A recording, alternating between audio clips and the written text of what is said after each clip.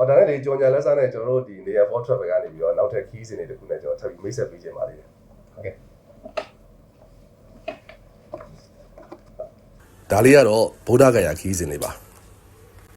ဗုဒ္ဓဂယာခီးစင်ကတော့9ညအိတ်10ရက်ခီးစင်နဲ့14ညအိတ်15ရက်ခီးစင်ဆိုပြီး2မျိုးရှိပါတယ်ဗျတကယ်လို့ကိုကအချိန်အရန်အများကြီးလည်းမပေးနိုင်ဘူးဆိုရင်တော့9ညအိတ်10ရက်ခီးစင်လေးကအဆင်ပြေပါတယ်အချိန်နဲ့အများကြီးပေးနိုင်တယ်ဖျားစုံနဲ့ဖူးကျင်တယ်ဆိုလို့ရှိရင်တော့14ညအိတ်15ရက်ခီးစင်လေးကပို့ပြီးတော့အဆင်ပြေပါတယ်ဗျ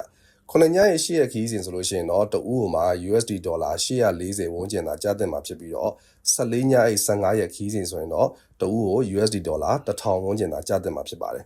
ဒီဗုဒ္ဓဂယာခီးစဉ်ကြတော့ပေါ့နော်ကျွန်တော်တို့ရန်ကုန်လေဆိပ်ကနေပြီးတော့ဗုဒ္ဓဂယာဖျားဘူးရောက်တဲ့အထိဟိုရောက်လို့ရှိရင်လည်းနေဖို့တွေဒီစားဖို့တွေတွာလာတဲ့စရိတ်တွေဝင်ကြီးတွေစသည်ဖြစ်ပေါ့နော်ရန်ကုန်ပြန်ရောက်လာတဲ့အထိလေရင်လက်မှတ်ကအပါဝဲအားလုံးအပီးစီးဈေးနှုန်းလေးပဲဖြစ်ပါတယ်ဗျ။အော်ကိုဗုဒ္ဓဂယာကလေဖေဖေနဲ့မမေသွားခြင်းတယ်ဆိုပြီးပြောနေနေရ။ဟုတ်လား။အဲ့ဆိုရင်ကိုဟန်နီမွန်းပြန်လာတဲ့ခါကျမှဖေတို့မေတို့တွေ့နေရာဖွင့် travel နဲ့တိုင်ပြီးတော့ဗုဒ္ဓဂယာခီးစဉ်စီစဉ်ကြမှာလေ။ကောင်းတယ်။နော်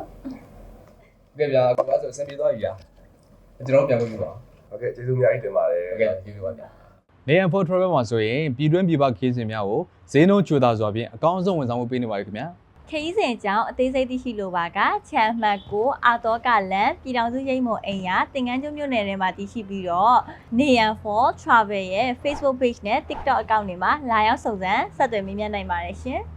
ဖုန်းနံပါတ်များအနေနဲ့ကတော့399916032222ကနေပြီးတော့39991603ခွန်ထိဖုန်းနံပါတ်များကိုဆက်သွယ်စုံစမ်းမေးမြန်းနိုင်ပါတယ်ရှင်ခရီးတွေသွားရင်အမှတ်တရတွေဖန်တီးဖို့နေရန် for travel ကိုဆက်သွယ်ကြပါစို့